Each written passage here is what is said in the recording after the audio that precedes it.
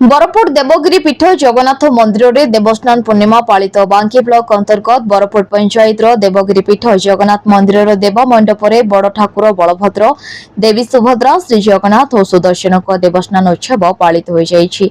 देव मंडप में चतुर्धा मूर्ति को विराजमान कराई 108 गरुड़ सुभाषित जल में स्नान कर कर्ता रूपे राजा करुणाकर सिंह और सहधर्मिणी बासंती सिंह समापन करथिबा बेले प्रतिष्ठाता विपिन बाबा प्रभात त्रिपाठी पूजक रूपे तुलाइथिले। एही देवस्नान उत्सव में जगन्नाथ मंदिर ट्रस्टी सभापति शरद चंद्र त्रिपाठी, संपादक सदानंद दास, परिचालना कमिटी सदस्य पूर्वतन बांकी ब्लॉक अध्यक्ष कान्हूचरण सिंह, आईनजीवी जयप्रकाश मिश्र, बरपुर सरपंच अशोक कुमार मिश्र, खजुरीपड़ा नुआगां सरपंच प्रतिनिधि जोगेश स्वाई, समाजसेवी ब्रजबंधु प्रधान, भरतचंद्र महांती, जगन्नाथ साही स्टार क्लब कमिटी नेतृत्व में अनुवादी पंचायत संपूर्ण ग्रामरू कीर्तन मंडली आसी देवस्नान उत्सव संपादन करते। ठाकुर स्नान उत्सव को देखा अखपाखर श्रद्धालु समागम देखा मिलता। स्नान पर तीन ठाकुर अणसर गृह में रखा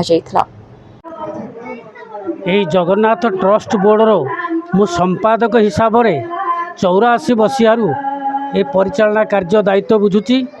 ये मंदिरटी 83 मसीह प्रतिष्ठित होता। 84 मसीह रथ प्रतिष्ठित है। आज को 43 वर्ष रथयात्रा चली। सेहीपरि स्नान यात्रा 43 वर्ष चलला। आज हूँ 43तम जगन्नाथ बाबा स्नान दिवस। एठारे या पूर्व ये जगह घंच जंगल थिला। याकू किंबदती या बाघुआ पहाड़ बोली कहते। परवर्ती समय याकू अंचलवासींकर उद्यम चेष्टा फल यार देवगिरी पीठ में मान्यता दि जाए। श्री श्री जगन्नाथायते नमो, बलभद्र देवाय नमो, सुभद्रा माईके नमो, सुदर्शन नमाय। कलप गछर छाई बाम डाहन जगा बलराम, मझिरे सुभद्रा दी। कौन कहबी भाई माने ये देवल बर्तमान तैयारी है। बाबा तैयारी कले 79 मसीहा ठारू 82 मसीहा ना 83 मसीह देवल प्रतिष्ठा है। तापर आज्ञा दीज सारथी बर्तमान प्रथम है जड़े ब्राह्मण लोक से गोटे वर्ष सारथी हो मरीगला। ता पछे आउ जड़े आज्ञा काठिया सामल सी भी सारथी है। सी 8 वर्ष करके चलीगले। तापर ये भिड़ भाले पड़ा जे किए से सारथी हम आज्ञा मत कहले सारथी हाँ मुझे जब जगन्नाथ किसी स्वप्नागत हम ताले मु सारथी हेबी ना मु सारथी हेबिनी। आज्ञा मु जगन्नाथ सारथी हाँपाई योग्य नुह। प्रभुंर आज्ञा है मत स्वप्न दोष है। स्वप्न दोष जो आसिक कहले बाबा को कहली बाबा यही प्रकार मुझे देखिली गोटे शगड़े मत टाणी बसैकी नहीं जाऊँ गोटे बेत धरी ना प्रभुंर दर्शन है। तुम्हें सारथी कम रुह। आज्ञा मत सारथी हबार 31 वर्ष होगा। ये प्रभु करुणा मुझे चली। आपण मानक विनिरोध अनुरोध आपण मैंने कि ऊपर को नेबे उत्साहित करूटाक आज्ञा मोर बर्तमान नवेदन आउ आज्ञा मोर किसी नवेदन ना। जय जगन्नाथ। हूँ कृष्ण दासी पाद तले मो जीवन मु समर्पित करी। नीलाचल निवासाय नित्याय परमात्मने बलभद्र सुभद्राभ्यम श्री जगन्नाथायते नमः। श्री जगन्नाथ होउछन्ति आम कोटी ओडियार मौड़मणि। से होउछन्ति आम इष्ट देवता। से होउछ आम हृदयर देवता। जमिते कहउछन्ति कि आमे वृद्ध हेले प्रभु को डाकी एबे बयस नुह, सेटा होउछि पूरा भूल कथा। प्रहलाद केते वर्षर थिले, ध्रुव केते वर्षर थिले, से भी प्रभु प्राप्त करिसन्ति। तो जमिते गोटे सज फूल प्रभु को देले बहुत सुंदर देखा जाए। सेमिति आमे जदि आम जीव थिबा, आम हाथ चलुथुब, आम गोड़ चलुथुब प्रभु को डाकिबा तो प्रभु बहुत खुशी हुअन्ति। आउ तांको ही खुशी करिया पई आम जीवन ही दिया जाइछि ना कि संसार रे रहिया केवल संसारी काम करे सेइठा होछि ठीक नुहे। प्रभु भी अछन्ति। प्रभु को डाकिबा, प्रभु होछन्ति हमर सर्वस्व।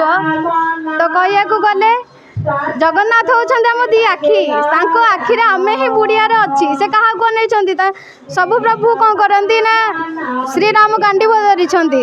श्री कृष्ण सेमिति ही रुहन्ति बंशी धरिकी। किंतु श्री जगन्नाथ हाथ पसरे देइछन्ति कि भक्त तुम पाखु पळेया मु तते एमिति आलिंगन करिकि मो ये नै जीवी। तो कौन सी बाधा विघ्न रही थोड़े समर्पित होगी देखु प्रभु प्रेम एते खुशी मिल केवल प्रभु प्रेम ही सत आउ को प्रेम सत्य नुहे। तेणुक एति कहीकि पूरा जगन्नाथ उत्कलवासी जगन्नाथ समस्त दोषादोष क्षमा कर अनंत ऐश्वर्य प्रदान करंतु। ए दासानुदासर प्रभु निकट में एति प्रार्थना एठी तो आज्ञा परिचयर माने किछि न थाए। एठी समस्ते प्रभुंकर दास किछि मागिबा पई आसी थांती। प्रभु मध्य खोला हाथ रे किछि दान करंती। मु होउची गोटे अधम अशोक कुमार मिश्र शर्मा। मो घर बरपुट पंचायतर पथुरीपड़ा गाँव रे। तो दीर्घ 44 वर्ष तले आमे जेतेबेले अष्टम नवम रे प्राय पढ़ुतिलु सेतेबेले ए मंदिर जनक उद्योग रे तैयारी हेतिला। बाबाजी महाराज विपिन महाराज जहाँ कहती से तांकर अक्लांत परिश्रम करी ए मंदिरटीर निर्माण करथिले। कालक्रमे समस्त भक्त मानकर आग्रह उत्साह उत्कंठा भक्ति ये समस्त जिनिसर एककीकृत मूल्य हिसाब से दिन को दिन बढ़ी चली मंदिर सेवा नीति पूजा निर्घंट कार्यक्रम जहाँ आमर उत्कलर इष्ट देवता जगन्नाथंकर नीतिकांति जहाँ अच्छी एठी समस्त नीतिकांति सुचारू रूपे पालन करा जाउछि एवं अंचलवासी मानकर समस्तंकर साहाय्य सहयोग सहभागी। मो कान्हूचरण सिंह पूर्वतन अध्यक्ष बांकी पंचायत समिति। ए जगन्नाथ मंदिर 82 मसीह ए अंचल प्रतिष्ठा होता एवं ए पीठर ना हूँ देवगिरी पीठ।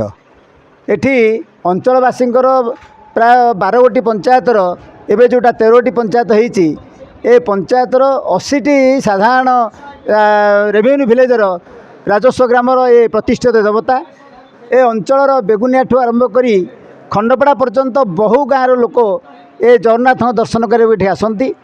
एबेठारू 44 वर्ष तले ए मंदिर प्रतिष्ठा दिन ठारू एटी देवस्नान पूर्णिमा चतुर्धा मूर्तिंकर समस्त नीतिकांठी अति सुचारू रूप पालन करा जाउछि। अंचलवासी तरफ बहु सहयोग मिलूँ।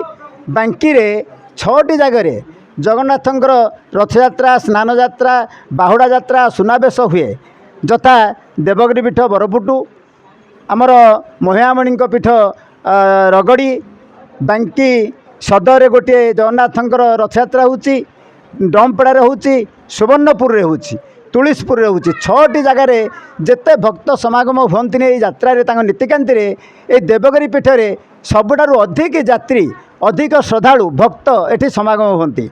एठाकार महिमा बहुत सुदूर प्रसारी। एठी साधारण जनता सहयोग एवं एते सहयोग रही जो प्राय 25 ରୁ 30 हजार लोक एठी रथयात्रा दिन